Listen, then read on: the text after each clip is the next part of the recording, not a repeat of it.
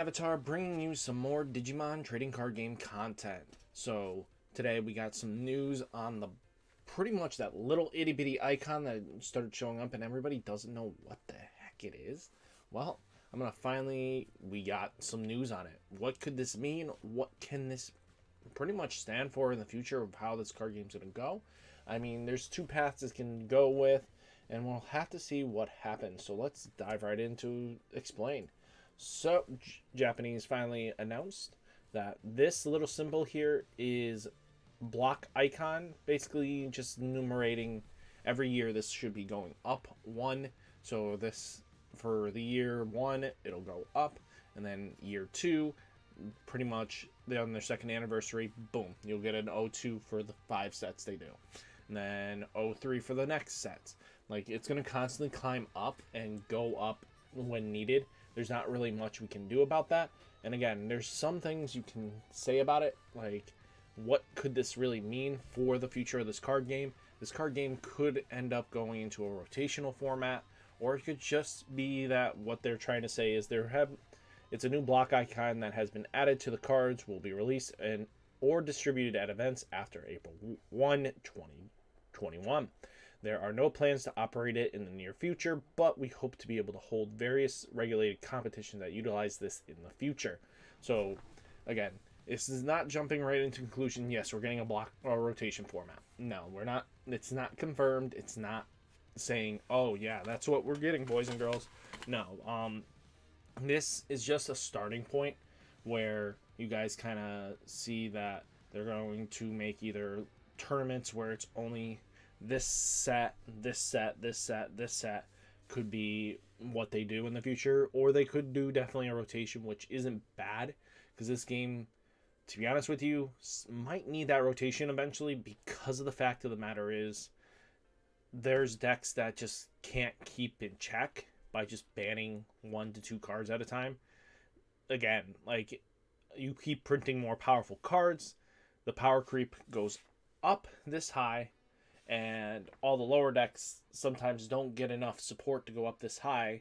And what do? You just try to bring everybody up to here on the following set. And most card games can't do that without a heavy ban list constantly activating. And again, if we dive into it, what can we hit from yellow that isn't going to pretty much make it unplayable?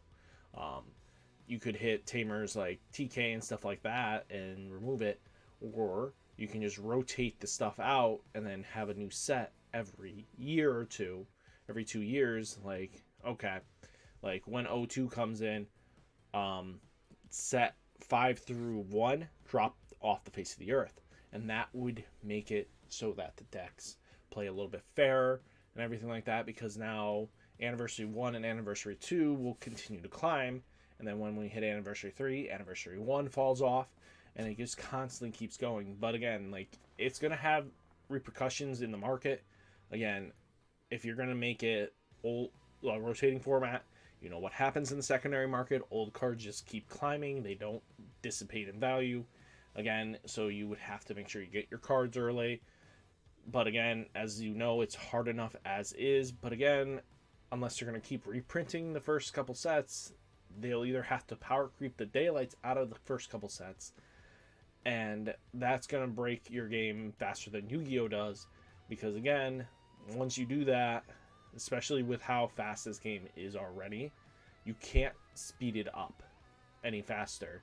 You can make cards that recover you to try to get back up there, like the Gilamon, that lets you go into a Gallatmon for just cost if your opponent has a level 6.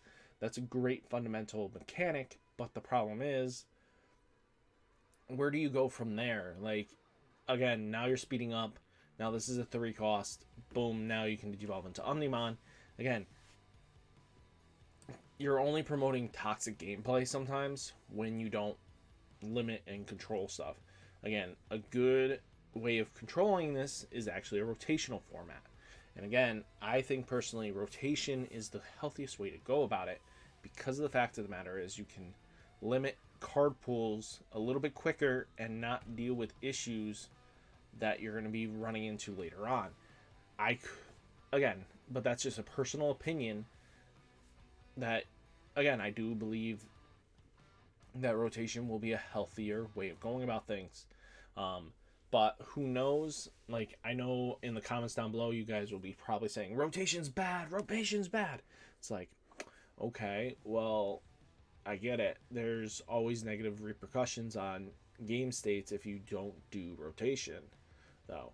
Especially with this kind of card game that's already a fast paced card game, it doesn't play slow. It's actually a fast game. So where do you go off from there? You can only bring down cards that you printed before at 2 costs down to 1 cost, and then what, make your champions into zeros so that you get free evolutions on top of that. It kind of gets unhealthy. Again, the memory gauge is already a manipulative state. Again, you get constantly choked for it and punished, and again, it's weird sitting where you are with this card game, because of the fact of the matter is you only get so much out of that deal. And I do agree this game is fantastic and I want to see its growth go to the ceiling, but I do believe that you can't have a card game without limitations and restrictions constantly. This game constantly needs to be regulated then, and ban lists almost implemented almost every couple sets, just so that things don't get out of hand like they are. Like, you can't justify metas based on just because we don't have massive tournaments, and that's like the biggest issue right now is we don't have like massive tournaments. Right now we're also dealing with Rookie Rush heavily, and we don't have answers to it fully that keeps it in check. But again, we will eventually, because as future sets go on, they print stuff that makes Rookie Rush hateable. So that's like another thing, because we've gotten Shikaimon, we got War Greymon, and then we got set 5. We're finally getting like a tamer that punishes them, finally. But again, that doesn't stop like Mega Zoo. At least Mega Zoo gives you memory and you can just officially use it really well. But again, who knows? And it really can come down to what they implement too, like how they implement their future card design. I think is big, because again, you can either have like, what if we get a mulligan? Now that changes the whole fundamental of this game. Again, things change and creates decks because rules and regulations change.